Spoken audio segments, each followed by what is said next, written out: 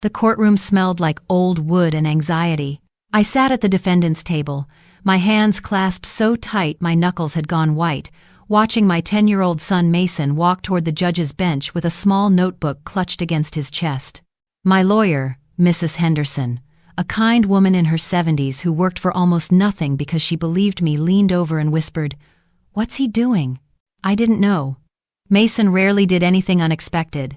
He lived by routines, by sameness, by the quiet predictability that made his world manageable.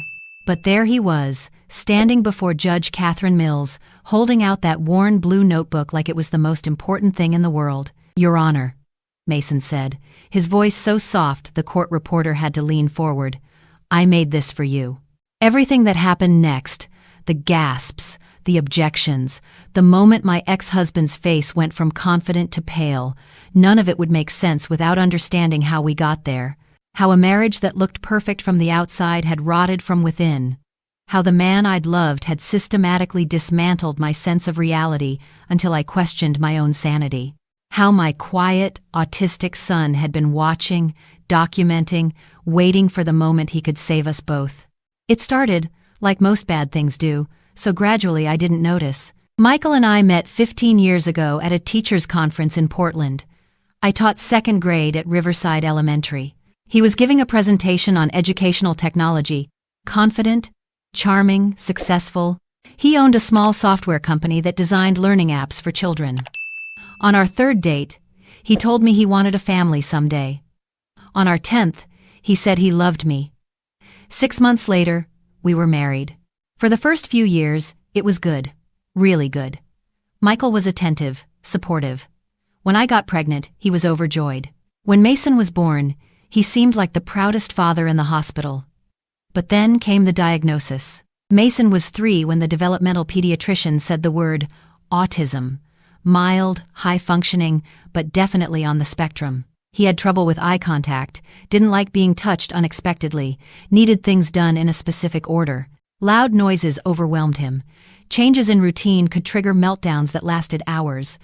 "He's still Mason," I remember saying to Michael that night. "He's still our beautiful boy. We'll just help him navigate the world his way." Michael had nodded, but something in his eyes had shifted. Something I wouldn't understand for years. The changes were subtle at first. Michael started working later. He'd come home irritated, short-tempered. When Mason had meltdowns, Michael would disappear to his office. "I can't deal with this right now," he'd say, leaving me to calm our screaming child alone at 2 in the morning. "You baby him," he told me once, watching me help Mason through his bedtime routine. "He's manipulating you. If you'd just be firmer." "He has autism, Michael. Routines help him feel safe." "Or maybe," Michael said, his voice dropping to that calm, reasonable tone that made me doubt myself, "you're using his diagnosis as an excuse for bad parenting." That was the first seed. He planted so many more. "You're too emotional, Sarah. You're being irrational. I'm just trying to help you, but you get so defensive. Your anxiety is affecting Mason. Have you thought about that?" "I started seeing a therapist," Michael insisted, "and I thought maybe he was right. Maybe I was the problem." Dr. Patterson was kind, but when I tried to explain how Michael's words made me feel, she'd gently redirect. "Let's focus on your responses, Sarah. What coping mechanisms can we develop?" I didn't know Michael had called her first, had framed everything as his concern for his unstable wife, who wouldn't accept help. The incident at school happened on a Tuesday in October, 3 years after the diagnosis. Mason was 6. He'd been doing well, really well. His first-grade teacher, Miss Cooper, said he was bright, focused when interested, and got along with a small group of friends who understood his need for space. Then there was a fire drill, unannounced. The alarm blared during reading time. Mason, who was deeply focused on a book about marine life, couldn't process it. The noise, the chaos, the breaking of routine, it all collided. He crawled under his desk, covered his ears, and screamed. Miss Cooper, bless her, knew what to do. She'd worked with autistic children before. She let the class evacuate, stayed with Mason until he calmed, and later sent a note home suggesting we request advance notice for future drills. But somehow, and I still don't know how Michael managed it, The school administration received a different story. A story about how Mason had violently resisted evacuation, how Miss Cooper had been forced to physically restrain him, how the mother had been notified of concerning behaviors but refused to address them. Principal Davies called me in. I sat in his office, confused, reading an incident report that described my child as aggressive, uncontrolled, potentially dangerous. Miss Cooper wasn't present. The school counselor, Mr. Hendricks, a man I'd never met, was.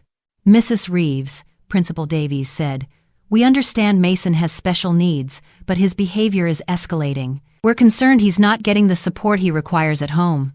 That's not, he had a sensory overload from the fire alarm. His teacher knows. Miss Cooper has expressed concerns to us about your emotional state during drop-offs, the inconsistent boundaries you set. Mr. Hendricks has observed similar patterns. I looked at the counselor. He nodded solemnly. Your son mentioned that Mommy gets sad a lot.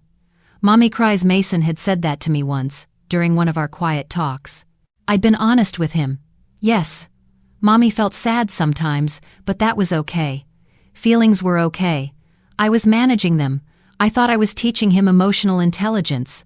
Apparently, I was documenting my own instability. I went home shaking. Michael listened to my tearful explanation with a concerned expression. Honey, he said gently, maybe they have a point. You have been more anxious lately, and I've noticed you're sometimes inconsistent with Mason. One day you're firm about screen time, the next you give in. Kids need structure, especially kids like Mason. Kids like Mason? Special needs kids. You know what I mean. I started second-guessing everything. Was I too lenient, too strict, too emotional? When Mason asked for an extra bedtime story, I'd freeze, uncertain. Michael would shake his head sadly. See? You can't even make a simple parenting decision. I stopped trusting myself. The panic attack happened 6 months later, during a parent-teacher conference. Mason's second-grade teacher wanted to discuss his progress. Michael came, sitting close, his hand on my knee to anyone watching, a supportive husband. Under the table, his fingers dug in hard enough to bruise. The teacher was praising Mason. He's doing wonderfully. His reading level is advanced, and his focus has improved dramatically. That's wonderful, Michael interrupted smoothly. Sarah and I have been working hard on consistency at home, haven't we, honey? His grip tightened. I nodded, my throat closing. Mrs. Reeves, are you all right? The teacher asked. I couldn't breathe. The room tilted. Michael's concerned voice. She has anxiety. I'm so sorry. Sarah, do you need your medication? I fled to the bathroom and sobbed on the floor until a parent found me and called the school nurse. Michael took me home, whispering soothing things while driving too fast. At home, he said. You're embarrassing me. Embarrassing Mason. You need help, Sarah. Real help. He scheduled a psychiatric evaluation. Dr. Brennan was professional, thorough. He asked about my childhood, my marriage, my mental health history.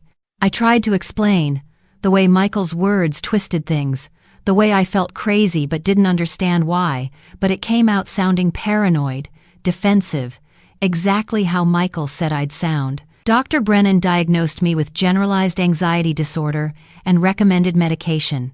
The report, which I didn't see until much later, also noted possible emotional dysregulation affecting parenting capacity, and patient displays victim mentality regarding spouse's reasonable concerns. Michael filed for divorce 3 weeks after that evaluation. I didn't see it coming. I genuinely thought we were working on things. He'd been kinder lately, more patient. I thought we were healing. I can't do this anymore, he told me, his voice heavy with regret. I've tried, Sarah. God knows I've tried.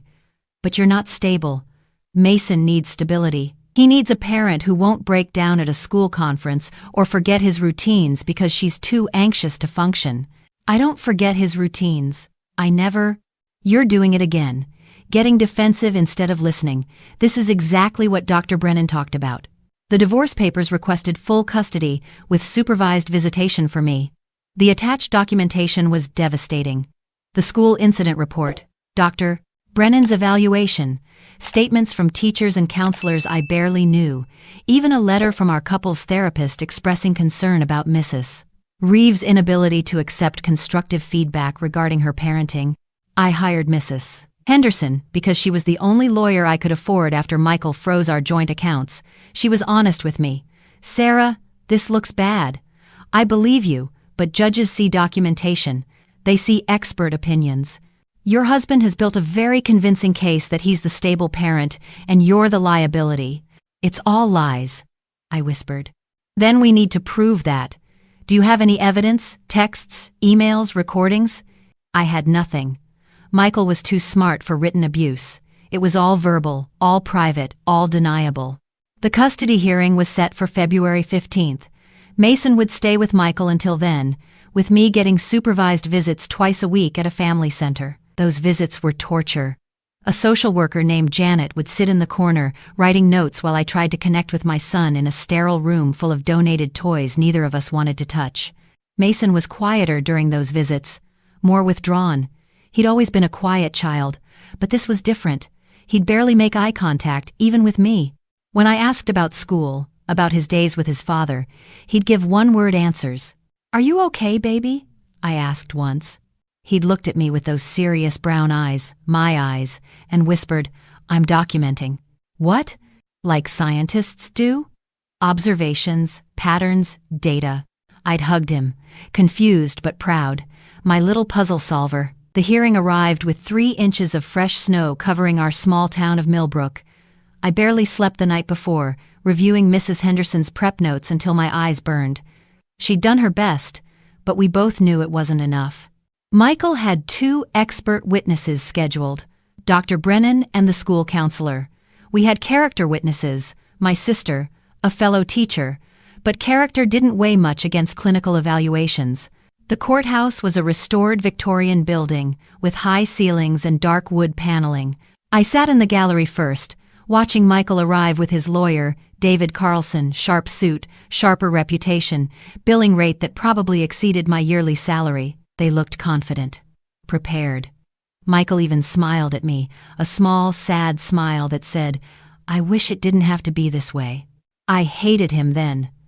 Purely, cleanly hated him for the first time. Judge Mills was a black woman in her late 50s with silver-streaked hair and reading glasses on a chain. She had a reputation for being fair but no nonsense. She called the court to order, and Mr. Carlson began. His opening statement painted me as a tragic figure, a woman whose untreated mental health issues had created an unstable home environment. "Your Honor, we're not here to vilify Mrs. Reeves. We're here because Mr. Reeves loves his son and recognizes that Mason needs what Sarah currently cannot provide: consistency, emotional stability, and appropriate responses to his special needs." Mrs. Henderson's opening was simpler. "Your Honor, this is a case of a loving mother being systematically discredited by a manipulative spouse. We ask that you look beyond the paperwork and see what's really happening." Then came the witnesses. Dr. Brennan testified first. He was clinical, professional, devastating. Yes, he'd evaluated Mrs. Reeves. Yes, she displayed symptoms of anxiety and emotional dysregulation. Yes, in his professional opinion, her mental state could impact her parenting capacity. Yes, she'd been resistant to acknowledging these issues during their sessions. Mrs. Henderson cross-examined gently. "Dr. Brennan, did you ever meet with Mr. and Mrs. Reeves together?" "No. This was an individual evaluation. Did you speak with Mr. Reeves before evaluating his wife?" A pause. "Yes, he provided context for the evaluation." "What kind of context?" "He expressed concern about his wife's anxiety, her emotional volatility, her difficulty accepting constructive criticism." "So your evaluation was based, in part, on the husband's characterization of his wife?" "I considered all available information, but my clinical judgment was based on my direct observations of Mrs. Reeves." The school counselor, Mr. Hendricks, was next. He'd only worked at Riverside for 8 months, coincidentally, starting the month after Michael called Principal Davies to express concerns about me. His testimony focused on Mason's behavior, the fire drill incident, my inability to appropriately support his needs. Mrs. Reeves seemed defensive when we discussed Mason's challenges, he said. She blamed external factors rather than examining her own role in his difficulties. Did you ever observe Mrs. Reeves interacting with Mason? Mrs. Henderson asked. Not directly, but I reviewed incident reports and consulted with staff who had. Did you consult with Miss Cooper, Mason's first-grade teacher who was present during the fire drill incident? Miss Cooper had moved to another school district by the time I arrived. Convenient, Mrs. Henderson muttered. But the damage was done. Michael testified after lunch. He was perfect, concerned, not angry, sad, not vindictive. He described coming home to find me crying, unable to answer Mason's simple questions. He talked about my panic attack at the conference. He carefully, regretfully, mentioned times I'd forgotten to give Mason his sensory fidget toy before school or hadn't maintained his lunchtime routine. I don't want to keep Mason from his mother, he said, his voice cracking slightly. I want her to get help. But until she does, I have to prioritize my son's well-being. He's already struggling. He needs stability.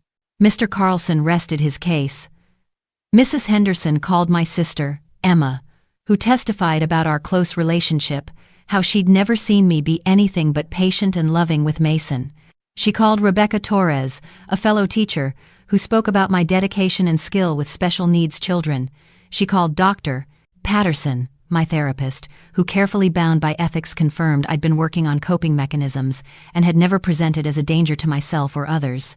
But none of them could refute the expert testimony. None of them could explain away the documented incidents, the professional evaluations, the careful paper trail Michael had constructed. When Mrs. Henderson rested our case, I knew we'd lost. Judge Mills called a recess. I sat in the hallway, staring at nothing. Emma held my hand. It's not over, she whispered, but we both knew it was. When we returned, Judge Mills looked tired. I've reviewed all the testimony and evidence. This is a difficult case.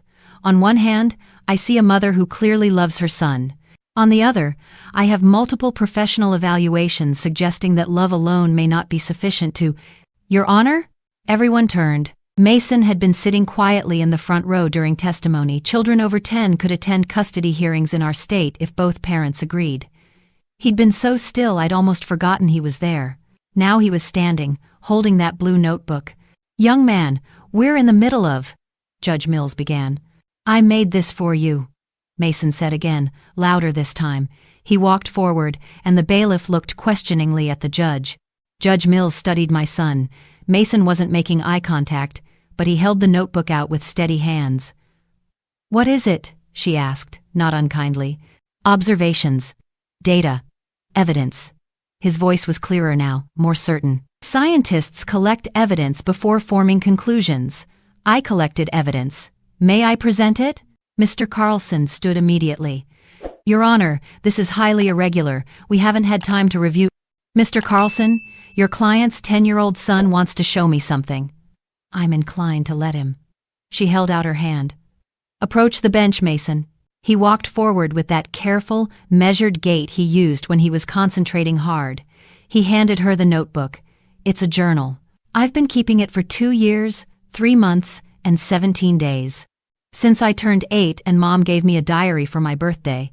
She said writing helps organize thoughts. I organized mine. Judge Mills opened the notebook. Her expression shifted, surprise first, then focus, then something harder. She flipped pages slowly, studying each one. The courtroom was absolutely silent. Your Honor, Mr. Carlson tried again. We really must object to— Be quiet, Mr. Carlson. She didn't look up. I couldn't see what she was seeing, but I watched her face change with each page. She'd pause occasionally, look at Mason, then return to reading. 5 minutes passed. 10. Finally, she closed the notebook and looked at my son. Mason, you drew these pictures? Yes, Your Honor. I'm not good at faces, so I used emotional indicators, colors, sizes, positioning. Red for angry, blue for sad, yellow for happy.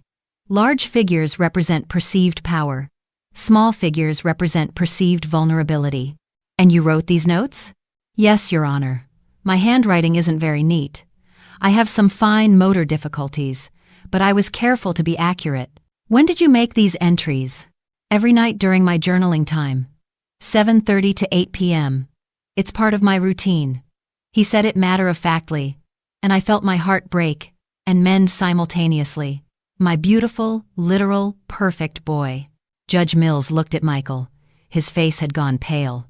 Mr. Reeves, I'm going to read some things aloud. Stop me if any of these events didn't occur. She opened to a page. January 14th. 2 years ago, Dad stood very close to Mom in the kitchen. His voice was quiet, but his face was red, which means angry. He said, "You're imagining things again. You're making yourself crazy." When he left, Mom sat on the floor and cried. I didn't know how to help. Pattern. Dad says Mom is wrong about her own thoughts 4 times per week average. Michael's lawyer leaned over, whispering urgently. Michael shook his head slightly. Judge Mills continued. March 23rd. Same year, Dad told Grandma on the phone that Mom forgot to pick me up from therapy. This is inaccurate. Mom picked me up at 3:47 p.m., 3 minutes earlier than usual. When Mom said this, Dad said she was confused, remembering a different day. But I record pickup times. Mom was correct. Dad's statement was false. Pattern. Dad tells others things that didn't happen 6 times per month average. I felt tears running down my face. Mason had been keeping track. My quiet, observant, scientific little boy had been documenting everything.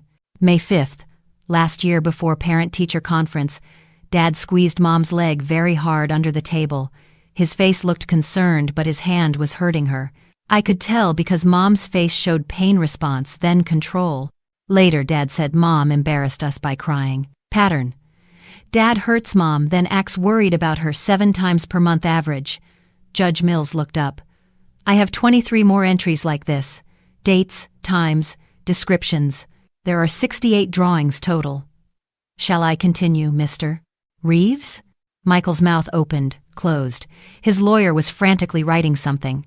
There's also this entry from December 8th, 3 months ago. She turned to a page near the end. Dad practiced with me before bed. He said, when the judge asks, tell her Mom forgets things and cries a lot. Tell her you feel worried at Mom's house. He made me say it 5 times. I said it because Dad gets angry if I don't follow instructions. But it isn't true. I feel safest with Mom. She understands my routines. She never makes me do things that hurt my sensory processing. She explains things clearly. She doesn't yell. Pattern. Dad is teaching me to lie to the judge. The courtroom erupted. Mr. Carlson was objecting loudly. Mrs. Henderson was on her feet. Emma gasped beside me. Michael was standing, his careful mask finally cracking. That's not... He doesn't understand what he's... Michael started. Mr. Reeves. Judge Mills's voice could have frozen water. Are you telling me your autistic son, who I've been told has difficulty with social nuances and tends toward literal interpretation, somehow fabricated, detailed, consistent documentation of emotional abuse spanning over 2 years? He's confused. Sarah must have coached. Mrs. Reeves didn't know about this journal, Mason said clearly. He still wasn't looking at anyone directly, but his voice was steady. She respects my privacy. It's one of our rules. She knocks before entering my room. She asks before looking at my personal items. She teaches me that I have autonomy over my own body and possessions. Dad doesn't follow those rules. Dad goes through my things when I'm at school. But he doesn't understand tablet cloud storage. What? Michael said sharply. Mason pulled an old tablet from his pocket, the one I'd given him years ago before upgrading to a new one, thinking he'd use it for games.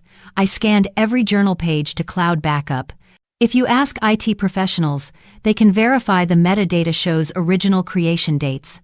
I learned about digital evidence preservation from a documentary about forensics. I found it useful. Judge Mills smiled. Actually smiled. Son, are you telling me you backed up your evidence? Scientists preserve their data, Your Honor. It's standard methodology. I started laughing and crying at the same time. My brilliant, wonderful boy. Judge Mills was no longer smiling when she looked at Michael. Mr. Reeves, I'm going to make a preliminary ruling right now, subject to a full review of this journal and its digital verification. But based on what I've seen, the detailed, consistent documentation of what appears to be systematic gaslighting, emotional manipulation, and coaching a child to provide false testimony. I'm denying your petition for full custody. Your Honor, Mr. Carlson began. I'm not finished. I'm granting Mrs. Reeves full physical and legal custody of Mason, effective immediately.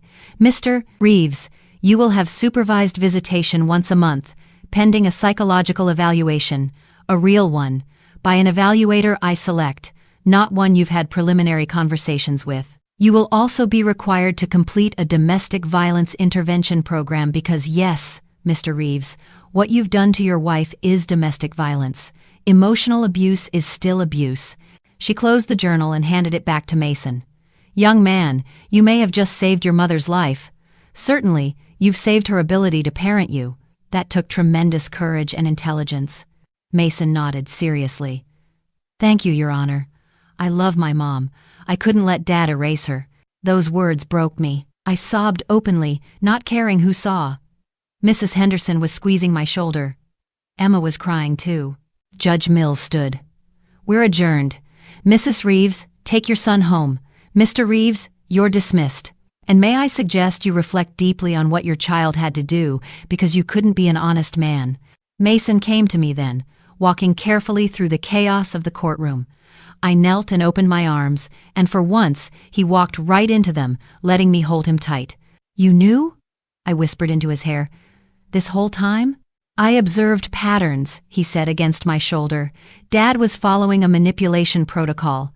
I researched psychological abuse. The data was consistent with gaslighting and emotional coercive control. I hypothesized he would use legal proceedings to complete the isolation. I prepared a countermeasure. My brilliant boy, I said, laughing through tears. My brilliant, perfect boy.